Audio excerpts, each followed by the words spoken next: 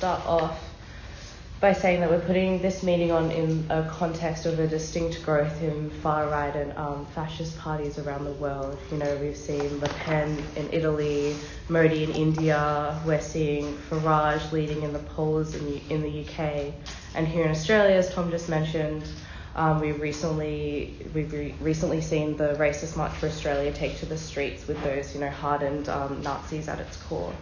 And I think we're all familiar with the tragic outcome of the triumph of fascism in Germany in the 1930s. And sometimes we hear the rhetoric that it was unavoidable, but I hope to illustrate that the rise of fascism was not at all unavoidable. In reality, the conditions and the state of the working class in Germany at the time created an incredibly ripe opportunity to not only destroy the potential for Hitler's rise, but also turn the crisis into a successful socialist revolution. Right now, we are not being faced with the same fascist threat as they were in Germany in the 30s. However, there are still a lot of lessons we can take into our fight today. So yeah, before I get into that, I want to give a bit of background about the period. So in response to the First World War and the crisis of capitalism that came out of that, the beginning of the 20th century saw a revolutionary wave sweep across Europe. There was a revolution in France, Italy, Hungary, Finland, Greece, Germany, right across the region. Unfortunately, though, the only revolution that actually succeeded at gaining workers' control was the Russian Revolution. And because of that, Russia was completely isolated. It was faced with years of civil war, and it was degenerating from a truly democratic workers' democracy into a more bureaucratic state operation. But the hope that the Russian workers were holding onto was revolution in Germany. Germany at the time had the biggest working class in Europe. It was 25 million strong, and it was one of the most conscious and militant working classes as well. Trotsky said that the German proletariat is the most powerful in Europe. Upon its fate depends on the future of the European and, in large measure, of the world revolution. So if Germany were to have a successful revolution, it would be able to provide Russia with the necessary resources to sustain theirs, as well as support revolution elsewhere. But unfortunately, that successful revolution did not come. 1918 was Germany's first revolutionary opportunity, and unfortunately the leadership of the working class, which was the Social Democratic Party of Germany, or the SPD, which was a reformist workers' organization, was hostile to transforming the system. And as a result, there was a split from the party, the Stalinist League, which attempted to lead the struggle in a genuinely revolutionary direction. However, due to the immaturity of the organization, they made misjudgments, leading them to call a premature strike, which ultimately saw the defeat of the revolutionary moment. But this was not the last opportunity for revolution. 1923 brought the German October, where again the Stalinist League, now called the German Communist Party, or the KPD, failed to seize the moment. Too afraid to prematurely call an uprising, they held back and missed the moment. And it's important to say, I think, out of this, that the KPD was a very politically young organization. And because, unlike the Bolsheviks in Russia, they hadn't built themselves before the revolution, they were forced to learn a lot of very difficult lessons in the course of revolutionary struggle. And I think this is important context for understanding why there was such an inability of the German left to take on the Nazis. So now I'm going to jump to 1928. And we have a situation where Russia is trying to sustain their revolution without the support of Germany. And at this stage, Stalin is the main influence. Stalin's solution to the crisis in Russia was to take up a more bureaucratic form of capitalism, which he called socialism in one country, which saw him introduce something called the 5-year plan, which was a plan to rapidly industrialize the country and transform the economy into industrial power to take over the West. And in order to support and justify this, Stalin declared something called third period capitalism, which was an attempt to explain the developments of capitalism after the Russian Revolution. So he said that this was going to be the final crisis of capitalism, it was going to open up the final revolutionary opportunity, and that socialism was absolutely guaranteed and just around the corner. And I think what's important about Stalin's declaration of third period capitalism is that it wasn't based on any genuine assessment of the revolutionary potential. It didn't reflect the real conditions workers were facing. Instead, it served as a kind of like left cover for a policy that was actually turning to the right. And at the same time, when the working classes across Europe were still strong and searching for an alternative. And inside Russia, society was suffering. There was increasing repression and discontent was growing. So Stalin feared that any real revolutionary upheaval abroad would inspire revolt at home and undermine his rule. And at the same time, he was trying to avoid provoking Britain and France, hoping to prevent them from interfering with Russia's internal policies. And to do that, he needed to hold back the German working class from any revolutionary breakthrough that could destabilize Europe. So what was the consequence of the third period declaration? The German Communist Party, subscribing to the idea that the revolution was just around the corner, made a big and sharp turn to the left. So they started taking up policies that were largely inappropriate and far too radical for where the mass of workers was and what the conditions called for. The most tragic culmination of this attitude was the KPD's inability to actually respond to the growing threat of fascism. The results of the 1928 elections saw the SPD and the KPD do well, but it also saw a massive leap in the popularity of the Nazis. But blinded by their ultra-leftism, the KPD was insistent that the main threat was not the fascists, was not the Nazi party, but it was the SPD. They called the SPD social fascists because their reformist policies opened the doors rather than countered fascism. And they even called its members little Zorjabels, and Zorjabel was the leader of the SPD party at the time. So yeah, they believed that they were worse than the Nazis because unlike them, the SPD hid their counter-revolutionary nature. And this resulted in an obsession with counterposing themselves to the SPD by posturing as the most radical organisation. But the consequence of this was that the KPD's inability to actually meaningfully respond to the real conditions of capitalist crisis and the mood of the working class. And I think this was really summed up by their inability to respond to the Great Depression, which hit in 1929. There was a massive slump in the economy, which was so bad that even, the right section of the SPD coalition couldn't deal with the wage cuts anymore. And this crisis had created a very ripe opportunity to influence the struggle and take the German working class towards socialism and undermine the potential of fascism at the same time.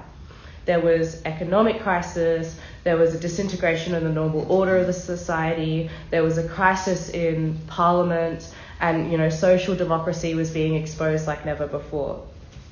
And what Trotsky, who was in exile at this time, but what Trotsky was arguing at this point was that the KPD needed to urgently adopt a united front strategy.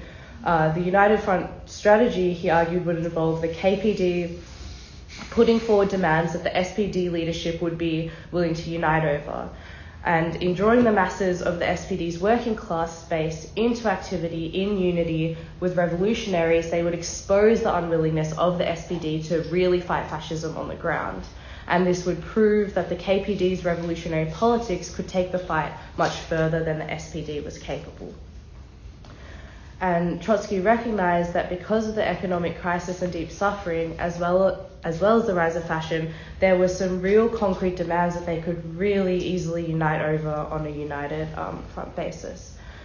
But instead of moving into a united front, the KPD spent all their resources on an offensive against the SPD in the 1930 elections. And this did result in the SPD losing votes compared to the previous elections. It led to the KPD gaining votes, but I think most disturbingly, it led to the Nazi Party rising to the second most popular party. But the KPD completely focused on just beating the SPD, who they saw as the real threat, completely underestimated the great threat that the support for the Nazis represented. And they actually ended up calling the elections, because it was a bit of a blow to the SPD, the beginning of the end for the Nazis and a great victory. But I think what Trotsky diagnosed was that in the context of a massive crisis with the potential to win over a huge flank of workers, the KPD's growth of like 1,300,000 voters from the last election was actually significantly small, and that their inability to unite with the SPD created the condition for the Nazis to gain their votes. It was not the beginning of the end. And Trotsky critiques the SPD by saying the first characteristic of a real revolutionary party is the ability to look reality in the face. And I think his concern about their inability to do that was summarized in his fear that not taking this revolutionary opportunity and by not forming a united front, the opportunity to defeat fascism would be lost. The election results showed that in the face of the crisis, the Nazis were able to pull behind them the massive, like the petty bourgeois, so like the small business owners who could neither unite collectively as workers, but were also punished by the crisis of capitalism. And what was dangerously happening is they were also taking with them a chunk of the working class. And Trotsky saw the revolutionary situation as a moment where the petty bourgeoisie could be pulled to the side of the proletariat. But unfortunately, the KPD was not willing to offer that alternative. And Trotsky said, the Communist Party is the party of revolutionary hope. Fascism as a mass movement is the party of counter-revolutionary despair. Fascism in Germany has become a real danger as an acute expression of the helpless position of the bourgeois regime, the conservative role of the SPD, and the accumulated powers of the Communist Party to abolish it. He stressed the need for the United Front strategy by saying that worker communists, you are hundreds of thousands, millions, you cannot leave for any place. There are not enough passports for you. Should fascism come to power, it will ride over your skulls and spines like a terrific tank. Your salvation lies in merciless struggle, and only a fighting unity with the social democratic workers can bring victory. So he's stressed. What actually happened is the Comintern responded to Trotsky's calls for a united front by calling it counter-revolutionary Trotskyism, claiming that uniting with the leaders of the SPD would undermine the revolutionary potential. And they came up with another idea, which they called the United Front from below, and they started something called the Red United Front. So the policy of the Red United Front is that individual social democrats could take part in it, provided they accepted the leadership of the Communist Party in advance. So Trotsky critiqued this and called it bureaucratic automatism, a situation where like workers are forced to accept the leadership of the party before seeing the correctness of this leadership in practice. And the result of this is that the KPD took up the slogan after Hitler, our turn. And Trotsky argued that refusing to unite with the reformist workers against an immediate fascist threat was suicidal. And he was arguing that, you can deal with the reformists later, but if you let fascism slaughter the movement first, there will be no later. So it won't be your turn after Hitler. In the meantime, the SPD's reformist policy was also proving to be completely unable to deal with Hitler.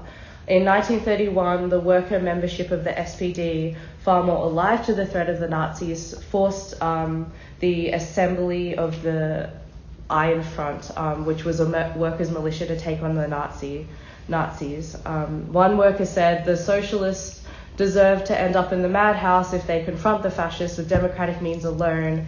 And a shop steward said, if the others threaten civil war, we can't wave the peace palm. If others spray bullets, we can't toss candy. And so the workers were very willing to actually take up the struggle against the Nazis, and thousands of workers ended up signing up to the Iron Front. And they even started a campaign in the workplaces against fascism. And they even proposed a united front to the KPD, which was rejected. And then when the 1932 elections came around, the leadership of the SPD ensured that votes were the main focus and turned the Iron Front into an arm of electoral propaganda. And they ran on the slogan, "Smash Hitler, vote Hindenburg." And I think because they were so focused on electoralism, they treated the Nazis and the KPD as an equal threat. And they completely missed that the Nazis were looking to completely demolish the democratic system in its entirety, and they called the SPD and the KPD the United Front of Bosses. But they're very much, evidently there was a situation where the base of the SPD was willing to agree to the United Front. However, the SPD leadership was not interested in that action, and Trotsky maintained that this meant that the KPD could put a sincere call on the SPD leadership to join the United Front, and there would be significant pressure on the SPD leadership to then join. But again, what was the KPD doing during this time? They were also unable to adequately respond to Hitler. They were so blurred in their perspective that they started to try and win over sections of the Nazi base who they saw to be working class. And in May 1932, they held a meeting which was attended by a Nazi speaker and around 300 members of the Nazi party. And they countered the Nazi arguments by saying the Nazis only want to overthrow a section of the capitalists, the Jewish section. We want to uproot every last vestige of capitalism, which was not a real counter-argument to the Nazis, but also an opportunist capitulation to anti-Semitism. They also adopted these murky and opportunist slogans. They took up the term Volksrevolution, which was intending to mean everyone's revolution, but this was also a term associated with nation or race, which the Nazis claimed as part of their Volkisch movement. So they were taking up these murky demands, but this tactic actually succeeded in winning over some Nazis, but it came at a cost. It completely eroded the KPD's ability to distinguish between what would be skewed working class consciousness, which might be like the base of the SPD, with explicitly counter-revolutionary Nazi ideology. And they began to assume that because some Nazis were drawn from the working class, they belonged in the revolutionary movement. And I think the worst manifestation of this strategy came in 1931 with the so-called Volk referendum, which is what the Nazis call it, but the KPD called it the Red referendum, and it was basically a goal to put a ban on the SPD. And the KPD had originally opposed it, but they got instructions from Stalin to participate in order to eliminate the social fascists. So they literally united with the Nazis in this vote. By 1932, the KPD formally appealed for a united front, declaring they were ready to work with any organization with a workers' base, including the SPD. And this led to the launch of something called anti-fascist action. However, by the time the July elections approached, the campaign was turned into a propaganda platform for the KPD itself. And Stalin, or the Comintern, feared that too much revolutionary excitement in Germany might inspire Russian workers to revolt against Stalin, who was failing to meet the needs of his own population. And as a result, they were trying to keep the struggle in Germany down. So and then when the Nazis invaded Prussia, the KPD issued calls for a united front, blaming the SPD. When the Nazis invaded Prussia, the KPD ignored calls for a united front and blaming the SPD for the crisis. They called a strike, but explicitly warned against forming alliances with SPD members. And by November 1932, the KPD escalated its approach, calling for a united front below that included Nazis. They went so far as to strike alongside them. There was a transport workers' strike, and the KPD helped form a strike committee of 22 people, 4 of which were Nazis. But because the KPD was obsessed with exposing the failures of the union bureaucracy and the SPD, they were willing to work with the Nazis, who were only using the strike to increase their influence and advance their own powers. And the KPD celebrated it as a victory of the real United Front, claiming that it united communist, social democratic, national socialist and non-workers parties. So they're celebrating uniting with the Nazis. Eventually a strike was called off, and the KPD's actions had massively undermined it. Across the board, this approach cost them genuine working class support, and the party even began calling on members to leave the unions, further isolating themselves from the broader labour movement. So yeah, fundamentally, the KPD refused to unite with the SPD, causing it to undermine its credibility to the mass of the workers, which is important for later. But yeah,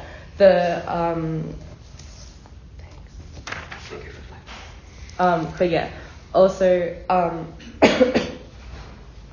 at this point, the KPD was also launching a bunch of premature and isolated strikes, which predictably failed, and each one also slowly eroded the party's credibility with rank-and-file workers and made it really hard for them to credibly call for like a mass or general strike in response to Hitler's rise. And Trotsky called this adventurism, and this tactic came up in many places. It also came up on the streets. The KPD increasingly encouraged like squad-style clashes with Nazis rather than organising broad workplace struggles that could unite the employed and unemployed. And they went with the line, "We do not only want mass struggle, we want individual terror." And when mass organisation and coordinated defensive work were needed, the KPD too often privileged confrontation and isolated acts of violence. But the result was not strength but isolation. They dwindled their trust, there was fewer industrial footholds, and the movement was less able to mobilise the masses when the emergency actually arrived. Okay, so the failures of both the SPD and the KPD meant that Hitler could rise largely unobstructed, and on January 30th, 1933, he was appointed Chancellor. At this point, millions of workers were still organised in left-wing parties and trade unions, meaning the Nazis were uncertain about when they could safely seize power for fear of a general strike or civil war. But entrenched political dogmas and divisions within these organisations made an effective response difficult, and Trotsky called this moment the greatest defeat of the working class in history. So the KPD's response to Hitler being voted in was to call all sorts of demonstrations and actions, but they were largely disconnected from the actual conditions and what was realistic, and their rhetoric promising to call on people in the ranks of the enemy parties was off-putting to any potential allies of creating a united front in this moment. And they pursued a united front both from above and below, yet expelled anyone who argued against their sectarian line. So they're still doing this. And the party was convinced that the Nazis would inadvertently mobilise the working class for higher struggle, and continued to insist that the revolution was like just around the corner. And this led them to promote every type of struggle, partial strikes, premature actions, and they thought that this would slowly build up to a general strike.